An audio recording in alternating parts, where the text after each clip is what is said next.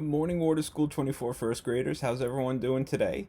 It's Thursday, May 21st. Hope everyone's doing well. We're going to start off our video right here in PJ's room. Yeah, you see on the wall it says PJ in the background right there. He's got a dream catcher. He likes to hang up his artwork from the ceiling with tape. He's got some displays on a shelf there, and of course the ever cool Mandalorian Baby Yoda poster. Totally awesome. So we got some great work for you guys today. A new story about Washington D.C. and we're doing some work with high frequency words and some daily fix-it stuff. I hope you enjoy it. See you on the other side. The ELA Daily Rundown, Thursday, May 21st, 2020. In reading, we're going to watch the read aloud of A Trip to Washington, D.C. And then you're going to answer the following questions. Why is the capital of our country an important place? And who was our capital named after? That's going to be your reading portfolio assignment today in Class Dojo.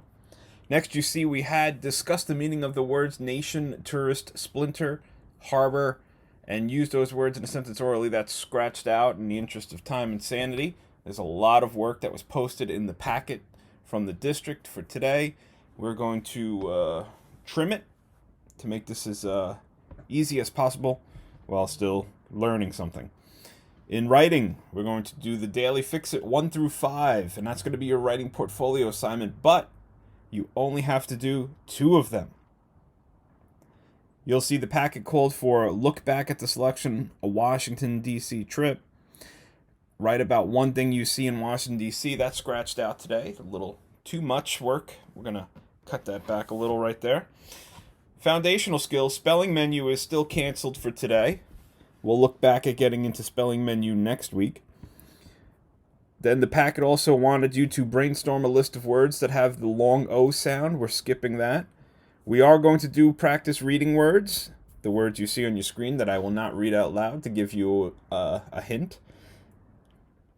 Then we're moving on to high-frequency word practice, page 442 in the packet. That'll be on screen. That is not something you have to actually write down yourself. You're just going to be watching along with me. Same thing for adjectives practice, page on screen. Follow along.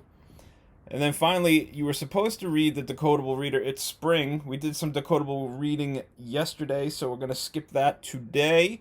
We'll get back on the decodable readers next week. All right, let's get started.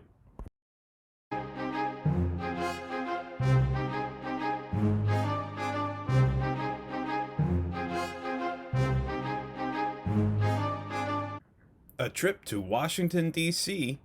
by Elizabeth Fitzgerald Howard and illustrated by Dean McAdam. The genre is expository text. Expository text tells about real people, real places, and real events. Remember, consider this question as we read. What treasures can we find in our country? This is a fun one for me. Some of you may not know that my original teaching certificate is actually a high school history teacher. But decided to change my mind and move into elementary. But I still have a love of history, particularly American history. So this should be a fun read today. Let's get started. Hi, my name is Metro Mike, and I'm here to show you Washington, D.C. Every year people come to this city from all over. Do you know why? It is the capital of our country. Come with me. I'll show you this splendid city. Sometimes I have a busload of people, but now this coach is just for you. In Washington, D.C., the leaders of our country make laws. Laws are rules we follow. How do those people become our leaders? We vote for them. When people vote, they pick who will make the laws that we all follow. Our first stop is on your left. That's the home of 2 documents. One is the Declaration of Independence. That paper says that Americans have the right to be free. The other is the U.S. Constitution. It is the plan for our government. Washington, D.C. was named after George Washington, our first president. The president is the leader of our country. Many people call George Washington the father of our country. I'll slow down here to show you the White House. This is where the president lives and works now. The next road will take us by the Potomac River. Look up in the sky. That beautiful bird stands for America. It is strong and free. Did you see that splash? That bird took a fish to put in its mouth. Once there weren't many of these birds in the wild. Now there are many more. Down that street, you'll see lots of flags. In Washington, D.C., you will see the stars and stripes flying in many places. This red, white, and blue flag also stands for America. We are back at the start. I hope you found Washington, D.C. to be a great city. Come back again soon. All right, let's take a look at the question we're answering today on the next slide.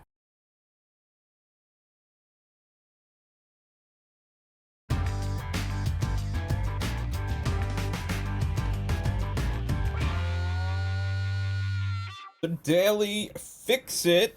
Here we are. Remember, we're only looking at numbers 1 through 5 here. When you do the Daily Fix It, you're going to make sure the words are spelled correctly. You're using the right punctuation at the end of the sentence, and you're making sure that your sentence starts off with a capital letter.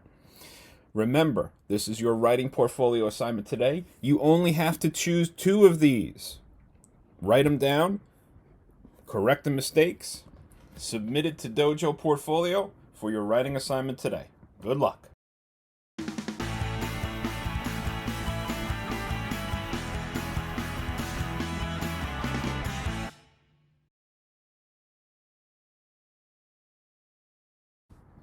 It's time for some high-frequency word practice. Let's take a look at this page together. We're going to do it on screen right now. You don't have to write anything down. If you're following along with your packet at home, this is page 442. You don't have to write anything on it. Just follow me on the screen. Read the words in the box.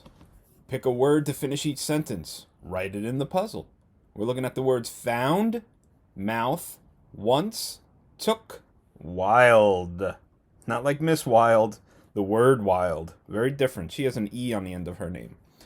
Number 1. You talk with your... What's it pointing at? That's right. Mouth. Number 2. Blank upon a time. How do your fairy tales usually start? Once upon a time. Number 3. Not lost. If something's not lost, it's found. Number 4, he blank 3 bites of his cake. He took 3 bites of his cake.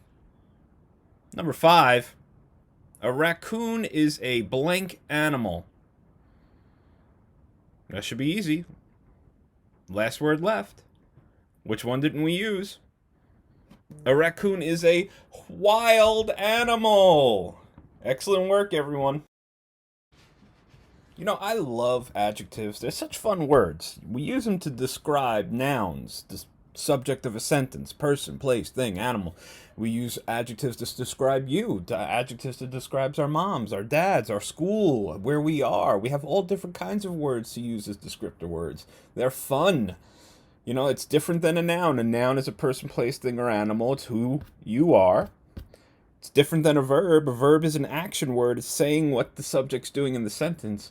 An adjective describes it. It's almost poetic. But let's do some more practice with that and really drill this home so you understand what that adjective in a sentence is for. Some adjectives describe size. Words such as big, small, long, and short describe size. Look at the examples. We have a small bird and a big bird. Circle each adjective that describes size. Say a sentence for each adjective. Okay, here we go. Number 1. Big bus. It goes right here. Which one is the adjective? Bus is a noun. That means big is the adjective. The big bus drove by. Can you come up with a sentence on your own? Number 2. Long river. Long river. River is the noun. It's a person, place, or thing. Long is the descriptive word. The size of the river is long. We swam down the long river. Can you do a sentence?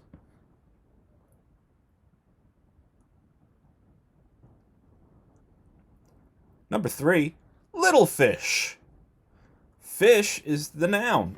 That's who we're talking about. Little is the descriptor word, the adjective that describes the size of the fish.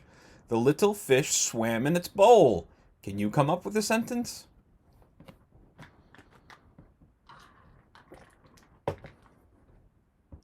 Number 4, short stripes. Describing the word stripes is the size short. Adjective, short. The short stripes were on the flag. Can you come up with a sentence? Number 5, tall window. Window is the thing, the noun. Tall describes its size. Tall is the adjective. The tall window was hard to open. Can you come up with a sentence?